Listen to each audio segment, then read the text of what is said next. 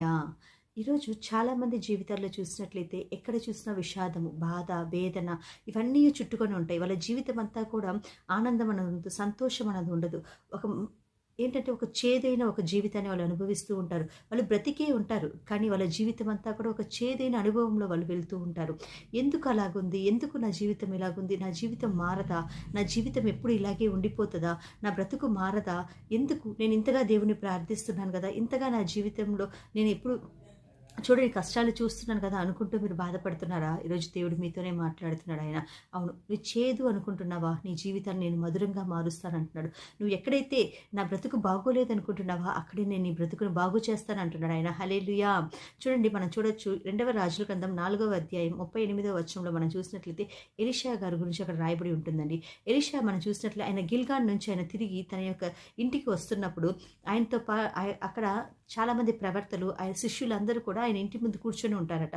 ఎందుకోసము అంటే అక్కడంతా కరువు వచ్చిందట ఆయన ఉన్న ప్రాంతంలో. ఆ కరువు వచ్చినప్పుడు అక్కడున్న వాళ్ళందరూ కూడా ఆ కరువు ఉందని చెప్పి ఎలీషా వాళ్ళ ఇంటి దగ్గరికొచ్చి కూర్చున్నప్పుడు, అప్పుడు ఆయన చెప్తాడట, ఆయన శిష్యులందరినీ పిలిచి ఒక పెద్ద కుండ పెట్టండి. ఆ కుండ పెట్టి వీళ్ళందరికీ కూడా భోజనానికి రెడీ చేయండి అని చెప్పి చెప్తారట. అప్పుడు చూడండి అక్కడ ఒక విషాదం జరుగుతది. అది ఏంటి మనం చూసినట్లయితే ఆయన శిష్యులందరూ కూడా వెళ్ళి ఒకాయన వెళ్ళిపోయి అక్కడ కొన్ని ఆకులు తీసుకొస్తాడట. ఆకులు తీసుకొనొచ్చి ఆయన భోజనానికి వండినప్పుడు ఆ భోజనం అంతా కూడా చేదైపోతదట.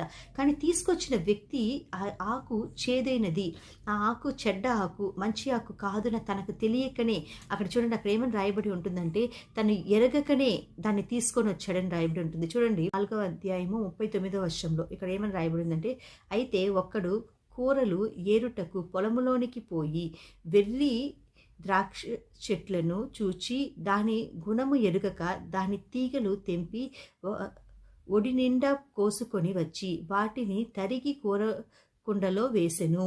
హల్లెలూయా! చూసి ఇక్కడ ఏమని రాయబడి ఉంది? ఒక శిష్యుడు ఏం చేశాడు?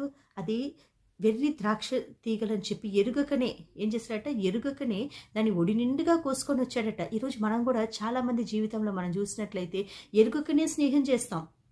అవునా? ఎదుటి వాళ్ళు ఎలాంటి వాళ్ళో మనం ఎరగం. ఎదుటి వాళ్ళు ఎలాంటి వాళ్ళో మనకు తెలీదు. ఎదుటి వాళ్ళు ఎలాంటి వాళ్ళో మనకి అనవసరం. అంటే మనం పట్టించుకోం. ఎవరు కనబడితే వాళ్ళతో స్నేహం చేసేస్తాం. ఎవరు కనబడితే వాళ్ళతో మాట్లాడేస్తాం. ఎవరు కనబడితే వాళ్ళతో ఏంటంటే బిజినెస్ స్టార్ట్ చేస్తాం. ఎవరు కనబడితే వాళ్ళతో లైఫ్‌ని స్టార్ట్ చేసేస్తూ ఉంటాం. అవునా? దానివల్ల ఏమైపోతది? బిజినెస్ స్టార్ట్ చేశారా? బిజినెస్‌లో లాస్ అయిపోద్ది. ఎందుకంటే వాళ్ళ యొక్క గుణం మనకు తెలీదు గనక. వాళ్ళ యొక్క మంచి వాళ్ళు ఎలాంటి వ్యక్తులో మనకు తెలీదు గనక. అవును. ఈరోజు చాలామంది పొరపాటు చేసి వాళ్ళ జీవితాన్ని చేదు చేసుకుంటున్నారంటే ఎలాగని మనం చూసినట్లయితే వాళ్ళు ఎరుగకనే ఆ వ్యక్తితో స్నేహం చేయటం ద్వారా ఎరుగకనే ఆ